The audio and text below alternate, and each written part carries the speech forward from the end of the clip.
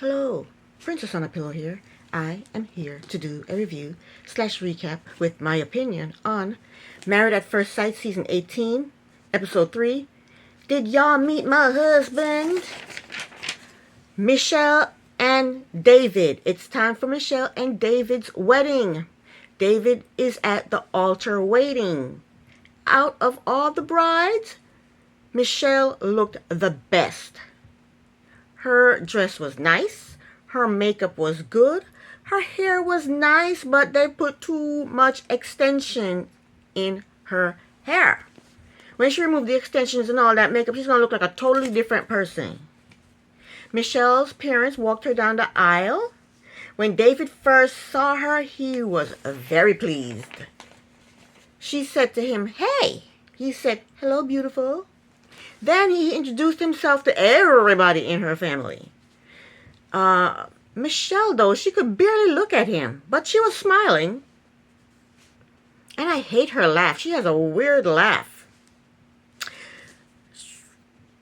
She also found out right there that David is a mama's boy. She wasn't smiling and laughing at that. They read their vows, they said their I do's, they exchanged rings, they sealed it with a kiss, and they were married. I think they look good together. They go off to talk and drink champagne, and David is on cloud 9. David loved her blonde hair and blue eyes, and that she's independent. Now, he wants somebody who's independent, but he's not independent. He's a mama's boy living in his parents' basement. He's not independent. And she's 38 and he's just now turned 36. So he told her he just turned 36 and it's his birthday. And I think the experts did her a disservice. They should have matched her with someone a couple of years older than her. And someone who is independent enough to live on their own. He told her he smoked. She said, "That's gross." He told her that he lived in his parents' house. She said, "That's crazy." She said, "Are you planning on living there forever?" He said, "No." We do not have a smile in Michelle anymore. Yeah, the experts, they screwed her over. This couple will definitely not make it. Next, all the couples, they take photos. And rumor has it that there will be some swapping of the spouses. And I'm pretty sure it will not be my man Alan. I think he's too good for that. He wouldn't do that. And it's definitely not Ikechi. Nobody want Ikechi. So I think Thomas, David, and Juan, one of them is going to be the culprit. On the wives' side, it most definitely will not be Camille, or Michelle. So Carla and Madison, it's one of y'all. It's one of y'all. I got my eye on y'all. I'll say Carla and David might hook up. And I'll say Juan and Madison might hook up. We'll see. David asked Michelle what was her first impression of him. She told him he looked like a genie. A genie in a bottle.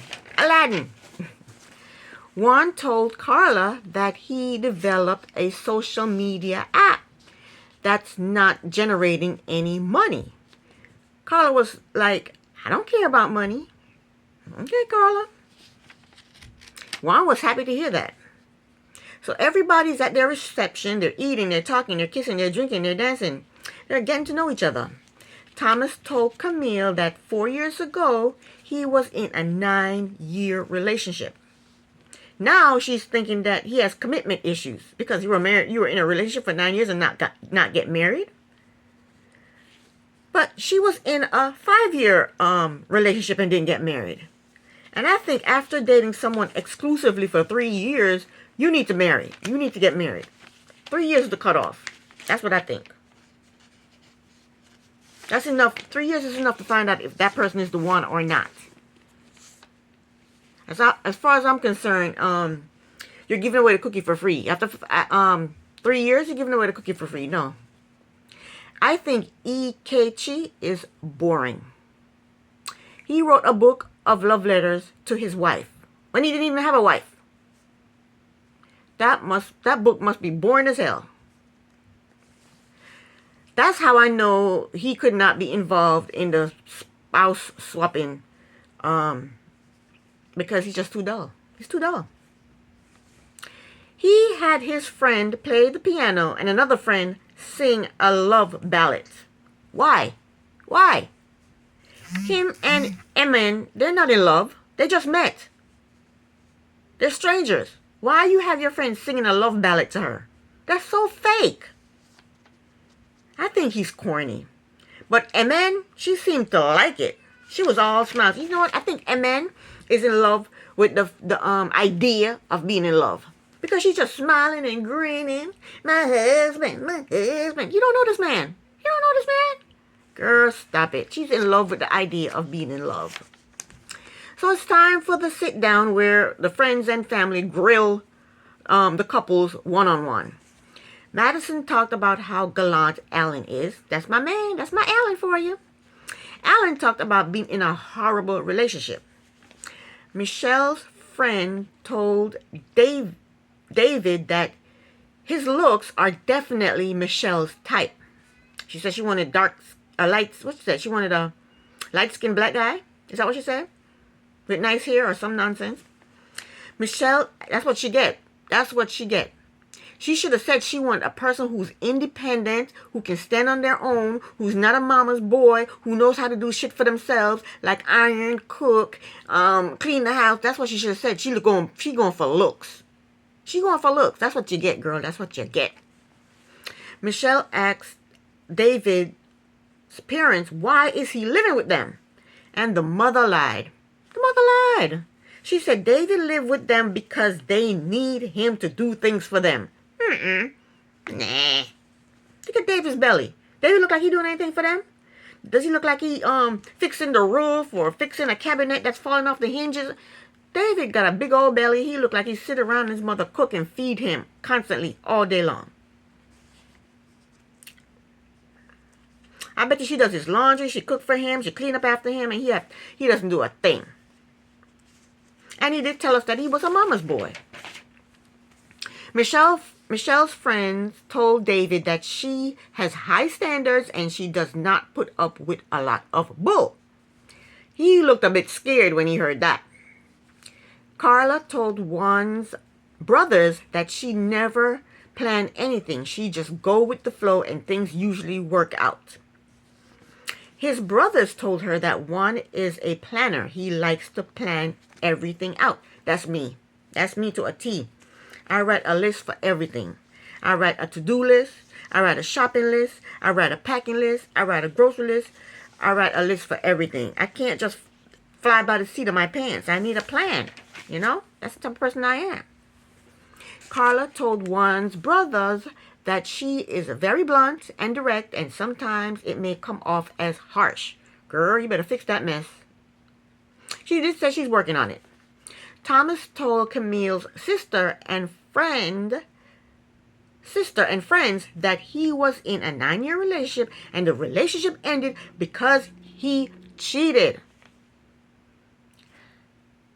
He is starting the marriage out with a lie. He's starting the marriage out with a lie.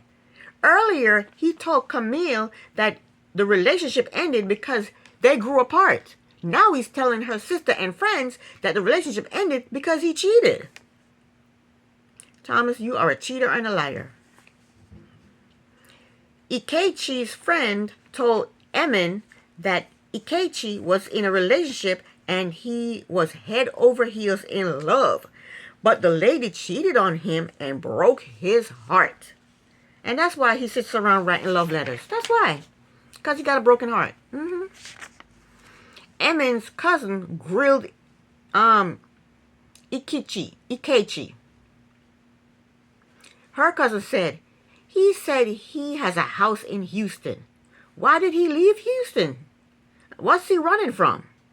It's not what he's running from. It's what he's running to. When he was in Houston, he applied to come on the show and got rejected. So he followed the show to Chicago and reapplied. That's what he's running to. He's not running from something. He's running to something.